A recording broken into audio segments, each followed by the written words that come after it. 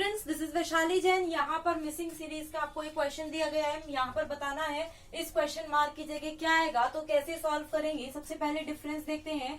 यहाँ पर +4 है आपका, यहाँ पर +9 है, यहाँ पर +16 है और यहाँ पर +25 है। ये क्या है, 2 का स्क्वायर, ये 3 का स्क्वायर, ये 4 का स्क्वायर, ये 5 का स्क्वायर। अब क्या होगा, 6 का स्क्वायर, 6 का स्क्वायर यानी +36। और जब आप इसमें ये जोड़ेंगे, 71 में 36 जोड़ेंगे तो आपका आंसर आएगा 107, यानी ऑप्शन सी आपका यहाँ पर बिल्कुल सही उत्तर है। अगर आपको ये क्वेश्चन समझ में आया, पसंद आया, तो वीडियो को लाइक और शेयर करके चैनल को जरूर सब्सक्राइब करें।